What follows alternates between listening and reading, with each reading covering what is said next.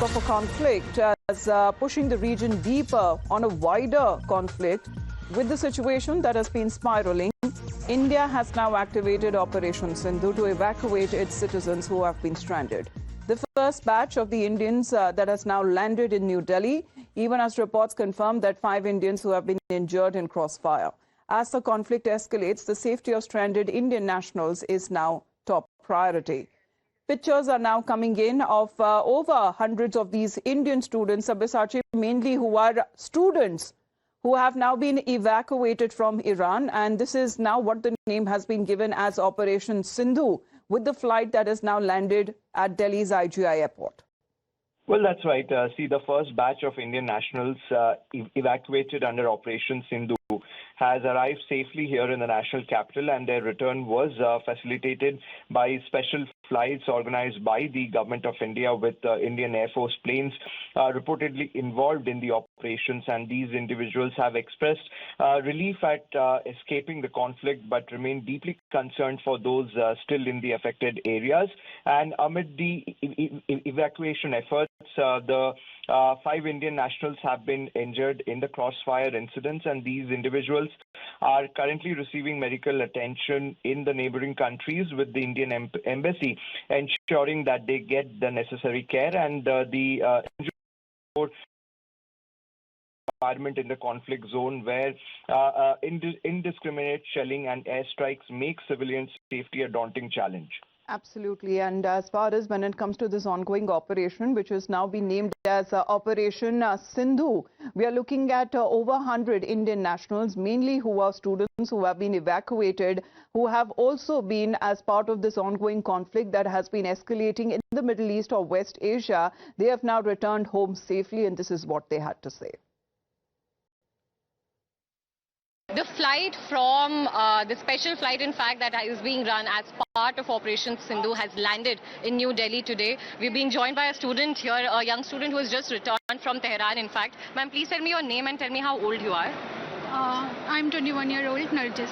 Nargis. Ma'am, which year of college were you in?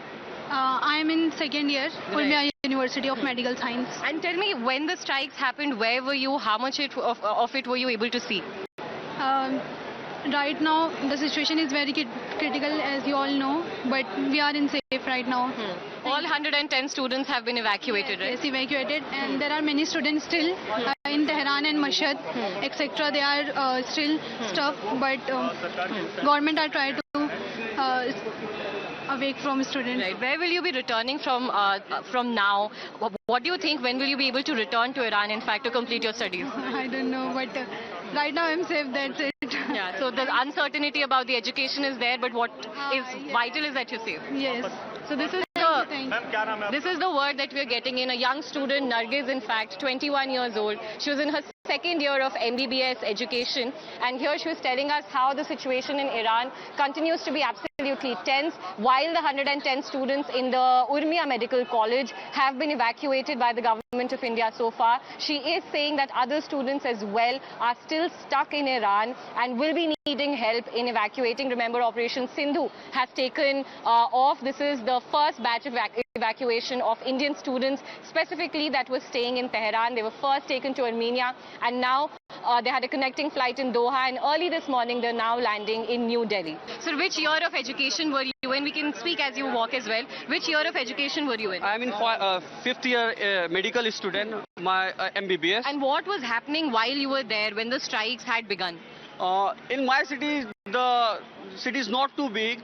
That's why the effect of war is not too much. But other side like Tehran, Isfahan, the war is too worsen. It's too bad situation. And my friends are there. They said immediately. They said government of. I request to government of India, please take them to the another country like us, Armenia or Turkmenistan, and they, inshallah, they come to the. Right. How long has this journey been for you? Yeah, it's 48 hours. 48 hours you have been traveling continuously. How do you feel now that you're back on Indian soil, you're back in the country?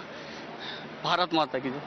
So this was in fact the words that's coming in. This was Saifu, another young MBBS student from, in fact, Iran. He's in his final year of education. And as you heard, him, he did speak about how multiple, in fact, requests are being made to the government of India. He's very thankful to be back on Indian soil, said Bharat Mata ki Jai as well, in fact. 48 hours is what this young man was telling us, that he has been traveling in order first from Tehran to Armenia, then to Doha, now in New Delhi, and now they'll be heading back to their hometown as well.